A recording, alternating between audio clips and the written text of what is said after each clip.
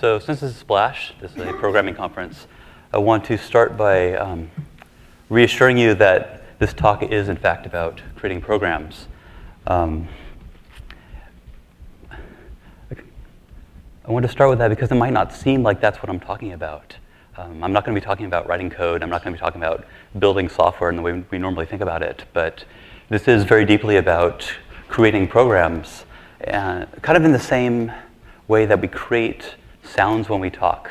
We create letters when we write. This is about creating programs as a means of person-to-person communication, as a means of representing thought. This is kind of a personal talk in certain ways, and so I wanted to start out just with a little bit of personal background so you can kind of see where I'm coming from. I got my start, like many people, making games and apps and whatnot. I think I kind of found my stride designing creative tools, made a number of musical instruments, visual design tools, that sort of thing. That started getting me interested in UI design, and after studying that, I went to Apple, inventing and prototyping UI concepts for experimental projects, which ended up influencing these things and perhaps other things yet to come. And I was also very interested in information design. I helped Al Gore make a book app about climate change, designed a series of interactive information graphics to enable readers to understand things in ways that would be difficult to understand in text. And then I got on a train and started living on the train as a wandering research hobo. Among other things, designing new kinds of reading material where it's not the author lecturing at the reader, but the author is guiding the reader through exploring dynamic models, simulations that the author has provided. The reader kind of has the agency to try different things out, to say what if, to critique the model, be more active, be a participating reader.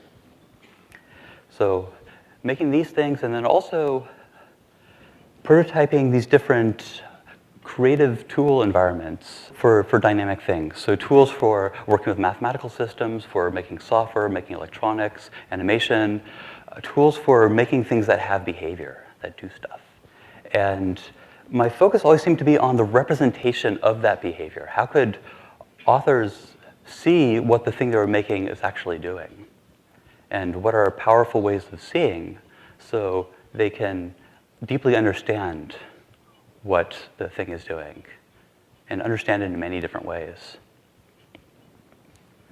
So this notion of representation of dynamic behavior seemed to be very central. And so I made all these things and made all these prototypes, and this kind of hobo period was just a couple years or so. And then over the last year, I've just kind of been reflecting on all this raw material and trying to hear what the prototypes are trying to say. Because all those things that I showed, each one of them was kind of individually sort of useful in its own little domain, but that was never really the point of any of this. Like, all of those were kind of a vantage point to get a glimpse of something much bigger, kind of this new way of working and thinking in the dynamic medium. And that bigger picture is what I want to try to talk about today. So this talk has two parts. The first half is about the past, and the second half is about the future. In the first half, I'm going to try to make the argument that representations, by which I mean the ways we externalize thought, have been responsible over the last 2,000 years, in large part, for the intellectual progress of humanity, enabling us to think thoughts that we couldn't think before. But while these media that we've invented have empowered us in certain ways, they've also crippled us in other ways. And we now have the opportunity to design a new medium of thought that undoes some of that damage, that's both humane and empowering. So that's the first half. In the second half, I'm going to try to sketch out what that medium might look like. So what it might be like to communicate, to work, to think in a humane, dynamic medium. So we'll start with representations. What I mean by a representation is the physical form of a thought. It's something out there in the world that you can sense with your senses and manipulate with your body. And as an example, I want to tell you about one of my favorite forms of representation of all time, which was invented by William Playfair in 1786. William Playfair was writing a book about England's trade with other nations, and he had a lot of data. And back then, data was always expressed, it was always represented in tables of numbers. If If you're doing economics or business or science, you had these tables of numbers and you had to learn how to read and write them. And data and tables of data, they were the same concept. You couldn't tease them apart. The data and the way they were representing the data, people couldn't think of them separately. And Playfair had a very interesting thought. He realized that there's a certain form of understanding that we bring to tables of numbers, but there's a very different way of understanding that we bring to things like maps. There's kind of a different set of perceptual and cognitive capabilities that we bring into play when we're looking at a map. And Playfair had the unprecedented thought of making a very peculiar kind of map, where instead of left-right being west-east, it would be earlier-later. Instead of up-down being north-south, it would be more money, less money. And so he drew this funny kind of map, which was the first data graphic, the first time anybody plotted data.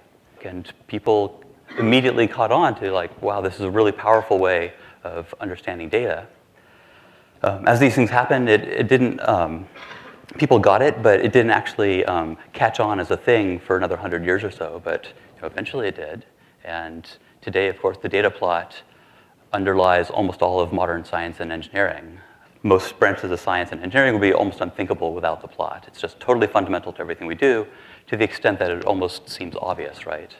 And it's hard to realize that it was only invented a couple hundred years ago. So the big point here, and this is kind of what I want you to hold through this entire talk, what Playfair did was he realized that human beings have a certain capability for understanding maps, for understanding this kind of cartographic abstraction. And this capability was not being used when they were trying to understand data. And so he invented a representation which represented the data in such a way that this latent capability could be brought into service, right? And that's what representations do. That's how they work their magic, is they draw on certain latent, innate capabilities that we have. And capabilities that originally we evolved for like, in a hunting-gathering context, and bring these latent capabilities into service, repurposing them for a more abstract purpose than they were originally intended for. And you can see this sort of pattern in play in many of the great representations throughout history. In mathematics, of course, one of the first amazing ones was the invention of Arabic place value numerals. You can't do arithmetic in Roman numerals, right? You can't think arithmetic in Roman numerals. You have to go over to your abacus. Place value Arabic numerals were the first user interface for numbers that allowed calculation to be done on paper. This was totally transformative.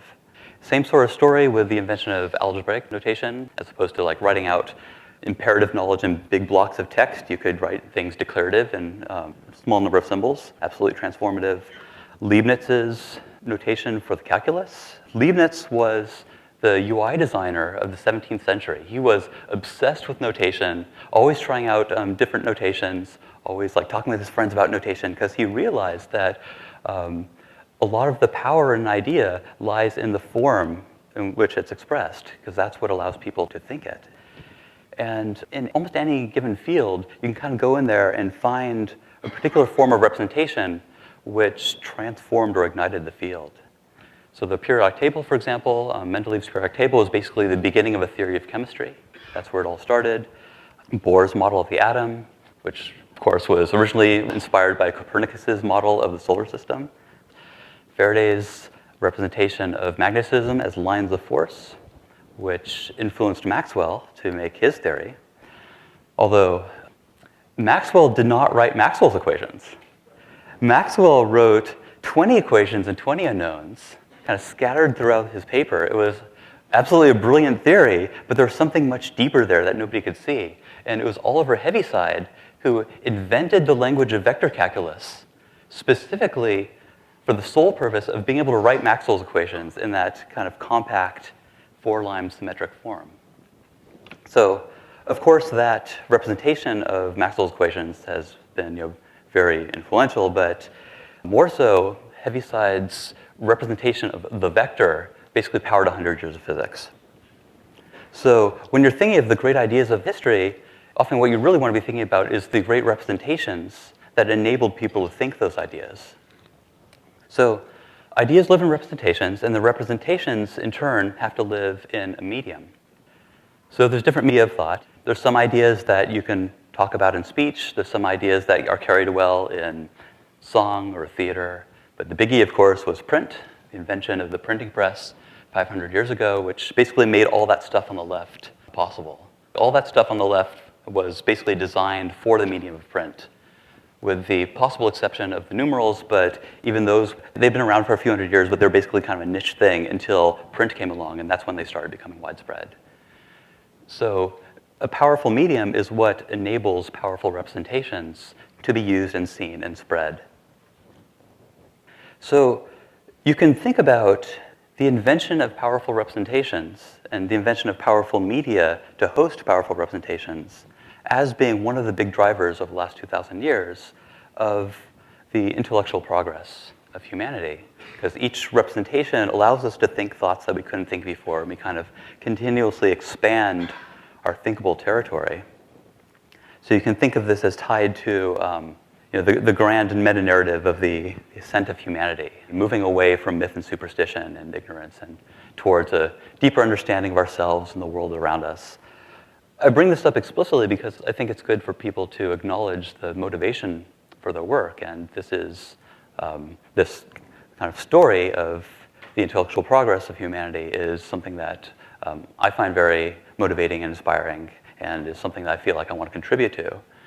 But I think that if you take this as your motivation, you kind of have to be honest with yourself that that there definitely has been ascent. We have improved in many ways, but there are also other ways in which our history has not been an ascent. So we invent technology, we invent media technology to kind of help us make this climb, but every technology is a double-edged sword.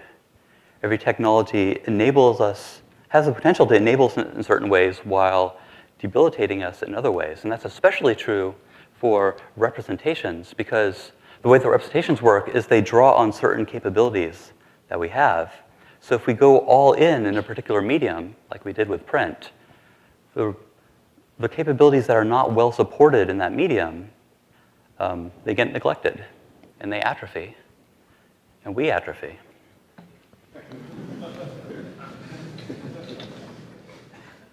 I wish I knew who drew this picture, because it's a wonderful depiction of what I'm trying to express here. And it's even a little misleading, because the person in the last stage there kind of hunched over his tiny rectangle. We reached that stage a couple hundred years ago, right? We reached that stage with the printing press and cheap paper, book-based knowledge, the invention of paper-based bureaucracy, paper-based working. We invented this lifestyle, this way of working, where to do knowledge work meant to sit at a desk and stare at your little tiny rectangle and make little motions with your hand. It started out as sitting at a desk, staring at papers or books and making little motions with a pen, and now it's sitting at a desk, staring at a computer screen, making little motions with on a keyboard. But it's basically the same thing. This is what it means to do knowledge work nowadays. This is what it means to be a thinker. It means to be sitting and working with symbols on a little tiny rectangle. To the extent that, again, it almost seems inseparable. You can't separate the representation from what it actually is. And this is basically just an accident of history. This is just the way that our media technology happened to evolve, and then we kind of designed a way of knowledge work for that media that we happen to have. And I think, so I'm going to make the claim that this style of knowledge work, this lifestyle is inhumane. And I mean something very precise by that, so I'm going to try to explain with an analogy. Imagine you adopt a puppy. So you adopt this puppy and you name him Puddles. You take Puddles home and you give him a little snack, and you stick Puddles in a cage, and you lock the door forever and never open it again, and Puddles lives out the rest of his poor life trapped inside this little cage. So that's wrong. I think most of us would agree that's sadistic, that's obviously inhumane. So, well, let's ask, what exactly is wrong about that? What is inhumane about sticking Puddles in the cage? Well, we kind of have a notion of what it means to live a full doggy life, right? Dogs have to run around. Dogs run around and they sniff other dogs and they pee on things, and that's kind of what it means to be a dog. They've inherited this set of capabilities and traits from their wolf ancestors, and we recognize that a dog has to be allowed the full, free expression of its entire range of capabilities. By sticking him in the cage, you're constraining his range of experience. You're not letting him do all the things that dogs can do. And this is exactly what we've done to ourselves. We've invented media that severely constrain our range of intellectual experience, that of all the many capabilities that we have, all the many ways of thinking that we have, we've constrained ourselves to a tiny subset. We're not allowed to use our full intellect. And to see that, I think we need to take a look at, what is that full range of capabilities? What are all the different ways we can think about things? And it turns out it's a very vast and amorphous space, our modes of understanding. So there's been a number of different attempts to add structure to that space, to carve it up. One way of looking at it is by looking at the different sensory channels that we use to make sense of things. So an example, if I say music, you'll probably think, oh, that's something that we understand orally, right? But there's another representation of music, which is visual, which is sheet music, which allows us to understand music in a very different and very powerful way. If you're making music, then you're often thinking about it tactily. It's a tactile understanding. It's an interaction between your hands and the instrument. You could define dance as an understanding of music which lives in the body, which lives in the movements of the body. And if you've ever played in an orchestra or a band, you can appreciate a kind of spatial understanding of music where the guitarist is over there, the drummer's over there. You're kind of thinking about music in a spatially distributed way. And music is just an example. There's any number of things which can be represented in any or all of these forms, these channels. And it's a more than the sum of their parts thing, that when you have multiple representations, they compound and reinforce each other in incredibly powerful ways and allow for understandings that would not be possible in any single channel. So that's one attempt to draw basis vectors into this kind of space of understandings. Another useful one was presented by Jerome Bruner, kind of adapted from Piaget's theories. So he talked about the action-based, image-based, and language-based understandings. Riding a bike is something that you understand by doing it. You can't talk about how you ride a bike. The understanding lives in the performing of it. There's an image-based understanding. You can look at the drivetrain of a bike and see how the sprocket is pulling the chain over the derailleur, and you kind of understand this complex mechanical system in this image-based, wordless way. And then, of course, there's language-based understanding you can articulate. You can talk about parts of a bike. You can talk about gear ratios and calculate them. I think most of us in this crowd tend to gravitate towards the symbolic. And so I think it's important, maybe to remember that speech is purely symbolic. And the most important invention in the history of humanity was the invention of writing, where he took speech and turned it into an image-based, iconic second channel form, right? So that's what happens when you get multiple channels involved, is you leads to understandings that would not be possible with any single one. I'm going to put up a couple others just to kind of give you a sense of the breadth of this space. So there's Howard Gardner's multiple intelligences. Some people abuse this to say things like Johnny is visual and Sally is verbal or whatever. Don't do that. The way to use this is to realize that every human being has all of these capabilities, and we can design representations across them. I especially like Gardner's because he explicitly calls out the empathetic forms of understanding, the way that we understand other people, understand ourselves, understand nature. We can use all of these capabilities. My current favorite right now is Kieran Egan's framework. He's kind of inspired by Vygotsky, and it's a little too subtle to talk about here, but if you're interested in this sort of thing, I recommend you read Egan's book, The Educated Mind, because it's fantastic. So the point of all of this is really just that the space of the ways we understand things, the space of our cognitive capabilities is so vast and so diverse that even people who have devoted their entire careers to trying to reduce it down to a neat little theory have come up with very different answers because there's so much there. It's such a rich space. Let's just focus on these two for now. So basically, every circle up there is a superpower, right? Every circle up there is a capability that we've been honing for hundreds of thousands of years that we use in innumerable ways and can combine with the other ones in really powerful ways. And what happened with the invention of the printing press and the invention of tiny rectangle-based knowledge work is this. So all that stuff drops out, and we're working with visual symbols, right? We're reading visual symbols, we're manipulating visual symbols. That's what it means to do intellectual work nowadays. And you might think, oh, well, okay, maybe that was true with like paper and books, but with computers, it's getting better, right? And no, with computers, it is getting worse. So with a book, a book is at least a physical object which exists in the world. There's some amount of tactile response. You can hold it and move it around.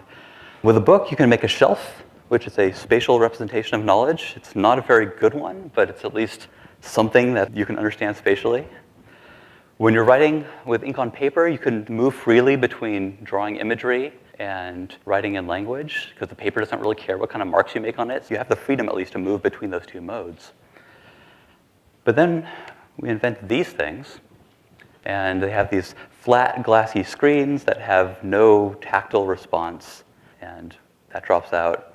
And they're expensive little screens. They take up a little tiny portion of your field of view, and the spatial stuff drops out. And they have these keyboards. Basically, the only convenient thing to do is punch in symbols, especially for us, anything from writing an email to writing a computer program. Anything other than just typing in letters is incredibly cumbersome. Regardless of what you're trying to express, you express it in symbols because that's what the interface encourages you to do. So that drops out. And so this is the cage that we have trapped ourselves in. This is the way in which we have constrained our range of experience, which we have created a tiny subset of our intellectual capabilities and restricted ourselves to this tiny subset and have forbidden ourselves to use our full intellect. So there's two things wrong with this.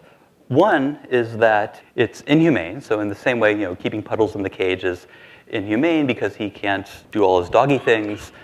Using media that restrict our thinking to this tiny subset is inhumane because we can't do all our thinking things. We can't think in all the ways that human beings are able to think. So there's kind of a moral argument there. If you don't buy that, there's also a practical argument, which is that it's just wasteful. One way to think about it is, as programmers, imagine you have like an 8-core processor and you're writing some code. It's kind of a sequential algorithm. You can't parallelize it. So you're running this code, and it's maxing out one of the cores, and the other 7 cores are just idling, right? And that hurts, right? Like, as a programmer, you kind of get this feeling in your stomach, like, oh God, this is so inefficient. Like, if only I could parallelize this algorithm, it'd be like, there's just like so much latent power I can draw on. And that's exactly the emotion that I get when I'm looking at this tiny rectangle-based knowledge work that we do, is that there's all these cores. We have all these capabilities, and they're just sitting there idle. And if we could only parallelize our representations across all these capabilities, who knows what we'd be capable of thinking. So the good news is that we now have an opportunity to do something about this. So we're now at a I believe, unique moment in history where we're inventing the next medium of thought after the printing press. We're inventing the dynamic medium. So in the same way, there's certain thoughts that can be conveyed pretty well in speech, then thoughts conveyed in theater or in print. There's, I believe, a very wide range of thoughts that can be conveyed in programs once we understand how to do that. So this medium that we're inventing, the dynamic medium, has 3 very interesting properties. One is that it's computational, which means that it's capable of simulation. It can simulate processes out in the world. It's responsive, so unlike a book, where you poke at the book and the book doesn't do anything, dynamic things can respond to stimuli. So when they're simulating stuff in the world, they can respond and show you the results in many different ways. And it's connected, so unlike a book here and a book there, they can't, they're isolated objects. Dynamic material can exchange information and talk to each other. And so what this means, if you're trying to represent something like a system, today, in language, if you're trying to represent a system, you describe it, you talk about it. That's a very poor way of representing it. In a computational medium, you can model it. You can actively model and explore that system, and then see what it's doing in many different ways. And you can start to fill in this. We've got a responsive medium, and today we mostly think of computational responsiveness as a visual thing. You've got a screen, and it does stuff. And some amount of oral responsiveness. And I think things are only going to get really interesting once we have tactile responsiveness. I'm not really talking about haptics here. I'm talking basically about taking computation out of the screen and into the physical world. So infusing physical matter with computation and letting kind of dynamic responsiveness be something that exists in the world, something you can touch and feel and interact with your hands, the way we've been working with tools for millions of years. So once we have kind of a full physical responsiveness, we can start to fill that in. And as a connected medium, that means that if you have a space filled with dynamic material, it's not all isolated. They can talk to each other. They can work together to make large-scale representations. So we no longer have to work with like little things that we hold in our hands, but all of the material can host things that are body scale or room scale. Start to fill that in. And we can start to have the potential, at least, to design a medium that is humane and empowering. And these are two sides of the same coin. Humane meaning allowing us to draw on our full range of capabilities, getting us out of the cage, allowing us to express our full intellect. And empowering meaning taking advantage of that, drawing on our full intellect to enable people to think thoughts they couldn't think before. So in the second half of the talk, I want to take you through a little sketch of what it might be like working in a fully dynamic medium, how thoughts would be represented in these different modes, person-to-person, one-to-one conversations or one-to-many presentations, thing-to-person things like, what does it mean to read, acquire knowledge from a knowledge object, or to browse many of them, person-to-thing, what does it mean to author this sort of material, or to use it as a way of thinking. So this is 40 years out, as we may think, or Dynabook kind of thing, but it's not really intended as a prediction so much as just a guidepost to kind of steer the ship towards. I found it very useful as guidance for my own work, and so I hope you'll find it useful as well. I'm only going to be talking about the human experience of working and thinking in this medium. I'm not really going to address the implementation of this stuff. The technology that underlies it isn't really the point here. But I've been reminded that there are people at this conference who are very interested in technology, and I would be remiss to leave it unaddressed. So here's the part of the talk about technology. I'm taking the liberty of inviting in legendary MIT professor Jerry Sussman, author of Scheme and SICP and SICM and all these wonderful things. And Sussman is going to tell us about the technology of the future. Okay. But in the future, it's going to be the case that computers are so cheap and so easy to make that you can make them the size of a grain of sand, complete with a megabyte of RAM. You're going to buy them by the bushel, I suppose. You can pour them into your concrete. Okay, you can buy your concrete by a megaflop, and then you have a wall that's smart. Okay, so long as you can just get the power to them and they can do something, that's going to happen. Okay, it's sort of the way I said. Remember, your cells are pretty smart, but they seem to talk to each other and do useful things. So we have to begin to worry about that kind of a world. That'll happen. Right? It's going to happen because there's no other way to make the future happen. So if Sussman says it's going to happen, that's good enough for me. And as he says, we have to begin to worry about that kind of a world. what he's worrying about in this case is the engineering problem of how do we build working, reliable systems out of this kind of distributed computational material. What I'm worrying about, and I'm hoping to impress on to you as well, is the humanist problem of what should we build?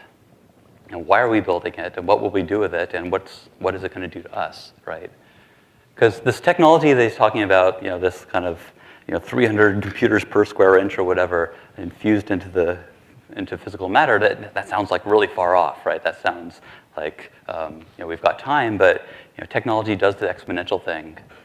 And we're always blindsided by exponentials. So this technology that he's talking about is going to be here before we know it. And so it's kind of up to us to prepare for that. We have the choice to say, okay, let's start envisioning and sketching and prototyping, designing something that we understand to be humane. So then when the technology is ready, we're like, okay, we know what we want to build with this. We know it's going to work. We know it's going to be good. So you can do that, or you can just kind of do the incremental thing and kind of jump on whatever technology bandwagon comes on and let technology follow its own course. And I can guarantee you that that is not going to be humane. That result is just going to lead you into a tighter and tighter cage, because when technology takes its own path, it finds certain veins of human capabilities and just kind of like drills further in those and leaves the rest of the capability landscape untouched. So even though it doesn't seem feasible right now, I think we need to start thinking about how to design a humane medium with the technology that we want to have. So let's start off with the most fundamental act of communication, which is a real-time conversation between two people. So this is something that we've been doing for hundreds of thousands of years, and we do it nowadays basically in the same way that we have been doing it for hundreds of thousands of years, is by spoken words going back and forth. That's how we communicate. That's how we converse, is like spoken words going back and forth, wave our hands around maybe we'll like draw some sketches on a whiteboard or a cave wall. And there's some things that you can represent well in that medium. And there's many things, especially kind of modern things, that we need to talk about nowadays, which are not well represented in spoken language. And one of those is systems. So we live in an era of systems. There's natural systems like the environment, ecosystems, biological systems, pathological systems. And there's the stuff that we make, political, economic, infrastructural systems, things that we make out of concrete and metal, electronics. And the wrong way to understand a system is to talk about it, to describe it.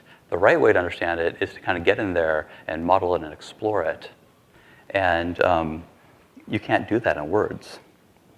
And so what we have is people are using these very old tools. People are explaining and convincing through reasoning and rhetoric instead of the newer tools of evidence and explorable models. We want a medium that supports that.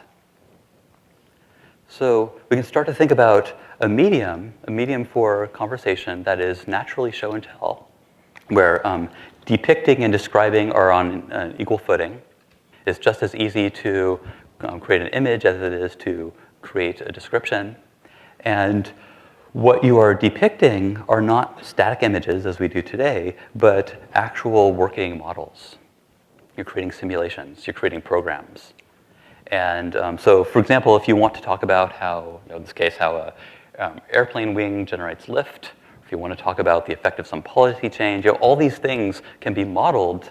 We want to have a medium where you can model them and then explore them and have that be the content of the conversation.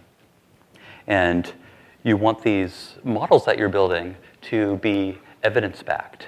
You want them to draw upon the facts and knowledge that we know about the world, incorporate them into the model, and have everybody be able to see the facts that you're bringing in, the provenance of the facts, everyone to see how the model's working.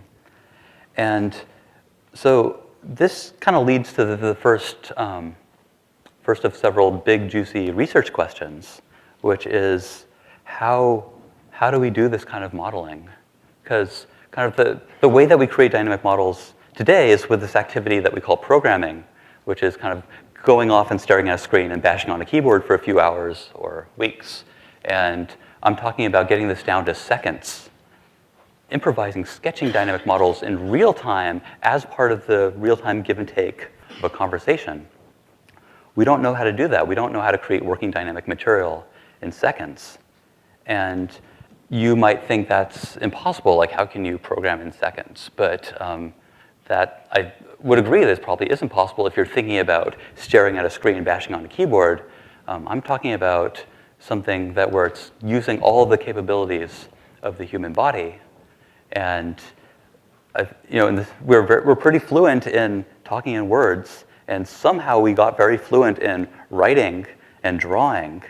Like we can just kind of do that without thinking about that. Playing a musical instrument, we kind of do that without thinking about it if you've been trained. And I think it will be the same thing for dynamic modeling, that if we find the right medium, then we can do that in real time as part of the give and take of a conversation. Again, this is kind of a big research question. Not a whole lot of people are working on it. If you've seen like some of Ken Perlin's latest work with Chalk Talk, he's starting to make the initial baby steps on creating a dynamic language that can be used in real-time conversation. What I'm talking about here, this is not computer-supported collaborative work. This is not Google Docs. Those things are about making the old representations more efficient. Those things are about sticking with words and static pictures and moving those around faster. I'm talking about pushing words to the sideline and having dynamic modeling, creating programs in real time be the content of the conversation. You're modeling, exploring together with the other person.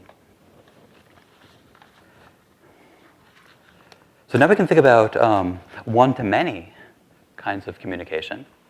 Obviously, let's get away from this clicking through a PowerPoint deck. There's something kind of closer to a blackboard where we're kind of, again, kind of sketching material from scratch where you can go in any direction.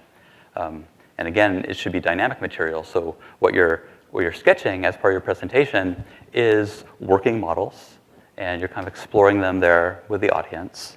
And they're evidence-based models, meaning that conversations today tend to be kind of a string of anecdotes. It's like, oh, I heard that. And then you say, well, I will trust him because he's an authority figure, or he looks trustworthy, or someone else said he was trustworthy. And so there's this complex notion of trust, which is hopefully going to be obsolete if I am up here building my models and you can see the model I'm building. You don't have to take my word for it. You can see the model. You can see the facts and knowledge that I'm bringing in to support the model. You can see where those are coming from. You can kind of see the provenance of everything I'm using to support my argument. And and you can critique the model. You can like check the facts yourself, and you make all that visible. It leads to a very different notion of trust and integrity. And this is, I think, a really important part of the empowering aspect is that trusting authority is disempowering. Giving people the ability to be independent is empowering. So presentations in the form of improvising dynamic models that are explored together with the audience. But I think the most interesting possibility has to do with using the space. So right now I'm on a stage, and the stage is completely empty. Right? There's a podium, and there's like a guy, and big pictures over there. And it would be nice if I had like props that I could be showing you things, but I don't. I would have had to like carry that in my suitcase. I don't have a way of downloading things to the stage. But if we have an environment which is kind of full of dynamic material, then we can start to think about actually using human scale representations, using body scale and room scale representations, having a presentation where the presenter is kind of moving around and interacting with real things in the environment. So we can start to think about things like mapping concept space to physical space. Like the different topics that the presenter is presenting actually are there. You can see them. They don't go away. The presenter presents by moving their body from one topic to another as the argument moves from one topic to another, having a very strong spatial grounding. Start to think about things like having the outline of the talk evident in the space, that what I talked about 5 minutes ago is there, what I'm going to talk about in 5 minutes is there. It's not just like one thing after another as it is today. So again, using the medium to kind of invoke these kinesthetic and spatial forms of understanding that are really important. So for this real-time form of conversation, I'm really talking about improvising dynamic models as the content of the conversation or the presentation and exploring them with the other person. Now we can think about non-real-time forms of communication. What is the equivalent of a book or a website? Books or websites nowadays are basically big piles of words, right? And so they inherit the same problems as speech, is in that the authors are explaining and convincing through reasoning and rhetoric, not through evidence and explorable models.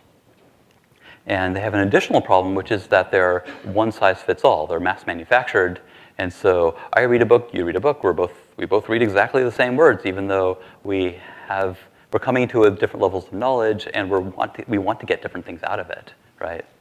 And in a dynamic medium, that makes no sense. So we can start to think about, first of all, context-sensitive dynamic material.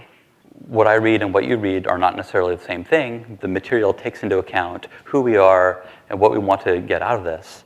This is, again, kind of a big, juicy research question. How do you create context-sensitive material?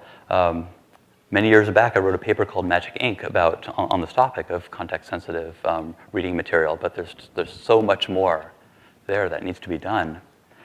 And again, the big thing is explorable models. So what the author is sending out to the reader is not a big pile of words, but it's a working thing. It's a program that the reader then kind of actively explores. And what this could lead to, one possibility, is the reader getting more out of the material than the author put into it.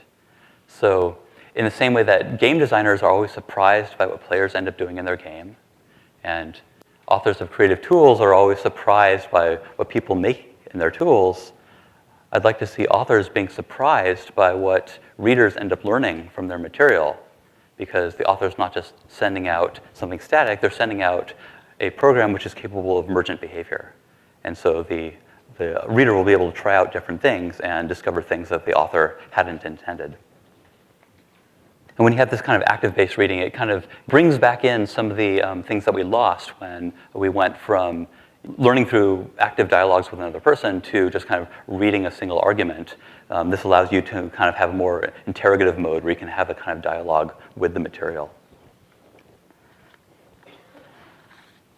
But kind of like what I said with presentations, I think the most exciting possibility here has to do with the form factor.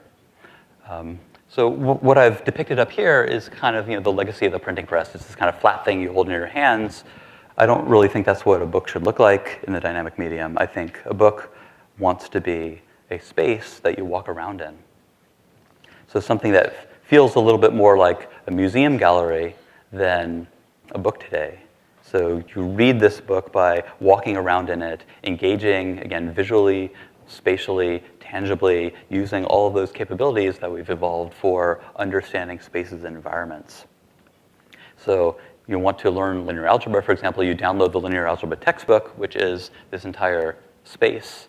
Maybe each floor there's a particular chapter. You kind of make your way through the book by making your way through the space, interacting with the things. The concepts are represented in tangible physical form.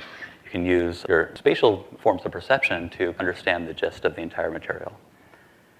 I want to clarify that what I'm talking about here is not VR.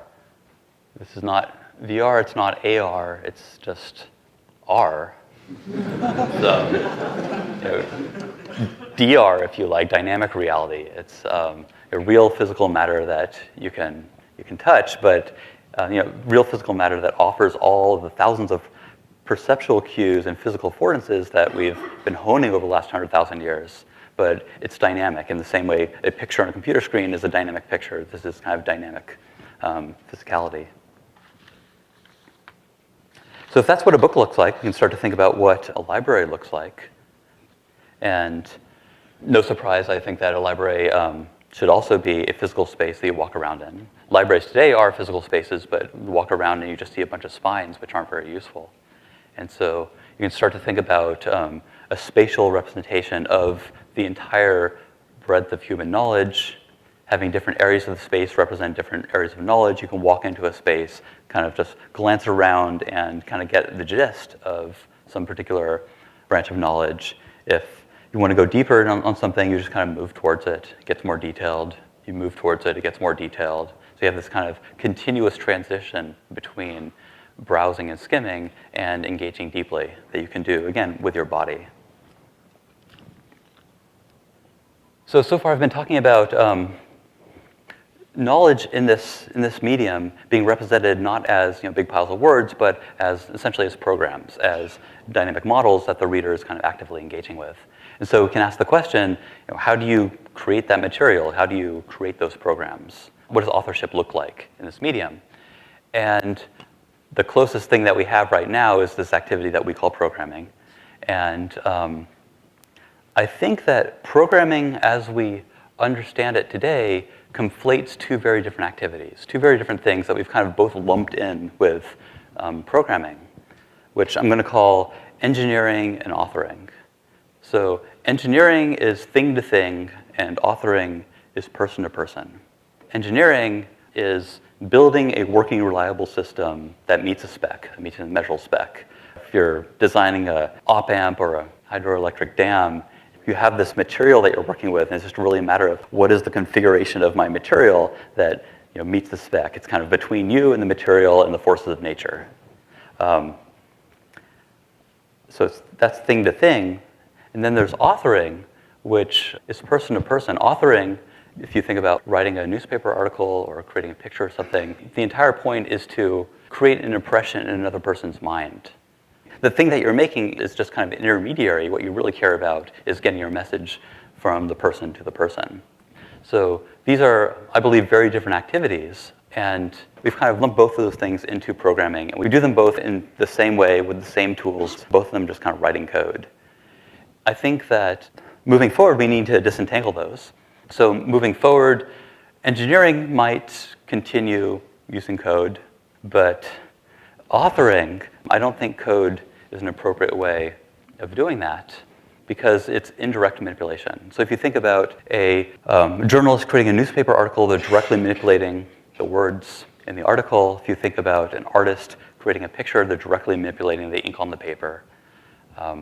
There's something very important about being able to directly manipulate the experience that the recipient is going to get, right? Because the author kind of has to be empathizing with the recipient and has to be able to kind of see exactly what they're going to experience. And so if you're creating a newspaper article, you're directly manipulating the words. If you're creating dynamic behavior in a dynamic medium, then I think you need to be directly manipulating that dynamic behavior, not going through the intermediary of code, but kind of directly manipulating the end result.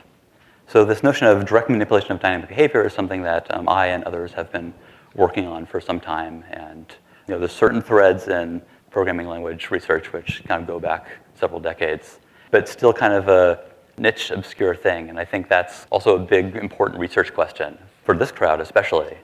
It's good to work on developing methods for that engineering stuff, but then we also need to think about how people are going to be creating dynamic messages for other people. And I think it needs to be more direct manipulation, and it needs to be kind of a more sketchy, improvisational mode. So getting away from kind of the engineer's obsession with precision and more towards kind of free expression.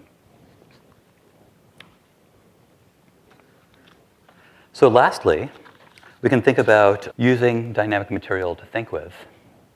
A mathematician, eventually prepares their proof for publication, but before they get there, they're doing a whole bunch of stuff on scratch paper. So we can kind of think about that. What is using dynamic material just to support your own thought process? A lot of what I've said already applies because the representations we use to communicate end up being the same representations that we use in our head a lot. We kind of think in the same language that we speak in. But we can start to think here about the form factors of dynamic material. Like what is the stuff that we'll use to think with? And I think that there's kind of a duality. There's certain representations that you want to hold in your hand and kind of inspect from the outside. And there's other representations that you want to kind of be embedded in and kind of explore from the inside. So there's this duality between objects and environments.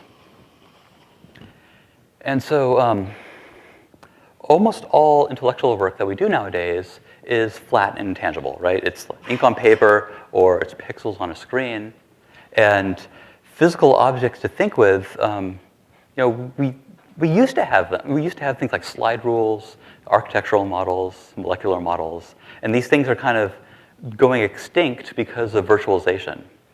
That a molecular model on a computer screen is weaker in some respects because you can't actually hold it in your hands and kind of think about it with your hands, but it's stronger because it's dynamic, and dynamic trumps everything. And so we've been led to more and more virtualization, not because we actually want virtualization. What we want is a dynamicness. We want dynamic behavior, and putting it virtually on a screen is currently the only way we know how to get dynamic behavior. And so that's why it's so important to get things out of the screen, infuse computation into the physical world, create dynamic physical matter, and then we can start to be able to think with our hands again. I think the most intriguing possibility here is the possibility of abstract tangible representations. So the literal representations are pretty easy, right? Like an architectural model is just a house scaled down, a molecular model is just a molecule scaled up. That's pretty easy. But how do you represent, for example, an algebraic equation in a form that you feel? What is the representation of y equals x to the n? That concept has always lived in flatland. And it's almost unthinkable, like, how could it be anything other than the flat symbols that we've been using so long to represent that? Again, I think that this is entirely an accident of history, that we've designed a mathematics for flat. And we can redesign mathematics that draws on all of our physical, tactile capabilities. It's kind of a weird thought. What would an algebraic equation look like in a physical object? But you have to think about the Playfair thing. What does reading maps have to do with understanding data? They're totally different things, but then Playfair invented a representation, the data graphic, which allowed people to use their map reading ability to understand data. And it's totally transformative. And I think it's going to be similarly transformative to draw on our incredibly profound capabilities that allow us to tie a shoelace or play a musical instrument or do all the things we do with our hands and bring those capabilities to bear on more abstract thinking.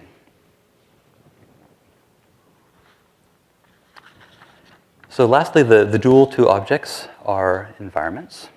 Today, everybody works in some sort of environment. We work in some sort of room that is in a building, that is in a neighborhood, and all that is static. And because it's static, it can't participate in work that happens at the speed of thought. So today, all the work that happens at the speed of thought has to basically happen within the reach of your arms, because your hands are your kind of only dynamic instrument that you have. And so that's what led to the desk and working with papers on a desk or objects on a desk, because everything had to be within arm's reach. But when you have an environment that's full of dynamic material that can respond at the speed of thought, then you can get away from that and you can start to think about representations that kind of take up a large amount of space. Start to think about a form of intellectual work that involves walking around, moving around, looking around, interacting with human scale spatial representations. Taking advantage of peripheral vision and spatial scanning and sense of scale and all these things that we've been honing for millions of years. It's kind of obviously debilitating to sit at a desk all day, right? And we've had to invent this very peculiar concept of artificial exercise to keep our bodies from atrophying. And the solution to that is not Fitbits. It's inventing a new form of knowledge work which naturally incorporates the body, that draws on the strength of the body, that uses the body in the way that the body is always meant to be used.